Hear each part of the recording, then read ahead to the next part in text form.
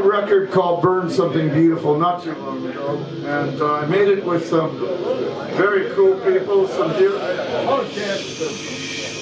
dear friends of mine, Mr. Peter Buck from R.E.M., Scott McCoy from R.E.M. and the Young Fresh Fellows, Kurt Block from the Fastbacks on guitar, John Moen on drums from the Decemberists. We had Kelly Hogan sing, who sings with Nico Case and the Decemberists. And also we had Corinne Tucker from Sleater Kenny Band, and also Steve Berlin on baritone sax, you know.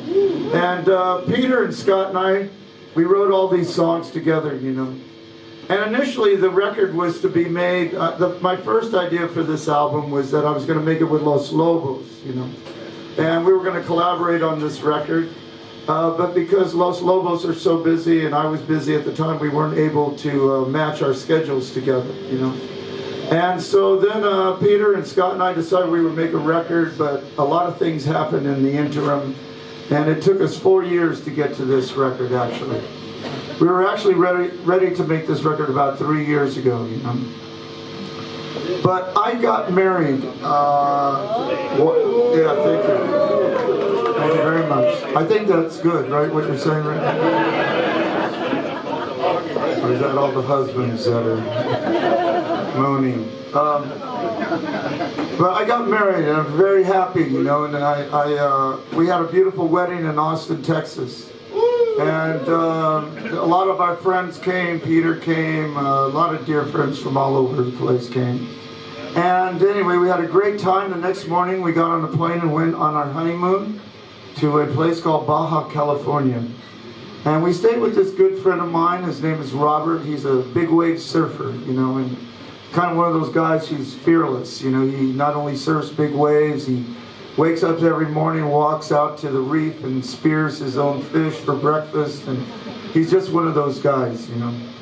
And so we went and we had 6 days of beautiful sunshine and solitude on the beach. It was very romantic, very lovely, you know. And on the 7th day, we were hit with what is called a Category 4 hurricane, you know. So Category 4 hurricane is pretty severe. Katrina was a Category 5 hurricane, you know. So you can imagine, it was a very powerful hurricane that found us trapped, actually, because nobody warned us about it. It suddenly came overnight, and we were trapped in this villa. So we spent 13 hours clinging on to each other, and at one point we had resigned ourselves to the fact that we probably would not make it through the hurricane. We called our children to say goodbye, and we said goodbye to each other. It was that intense, you know. We did survive it. It was a harrowing experience, as you can imagine, especially on your honeymoon, because you're so high from this wonderful experience, and then suddenly you're face to face with death, you know. So it took us a week to get out of Mexico. You know, there was no water, there was no electricity, no food, no credit cards, no money. It was pretty intense. We finally got out, we went back, and I did what I always do is to play music. I played with Ian McLagan the very next day, and we did Ian's last performance, actually. And Ian and I had recorded a song by Dave Davies, called I'm Not Like Everybody Else. It was a great Kinks song, you know.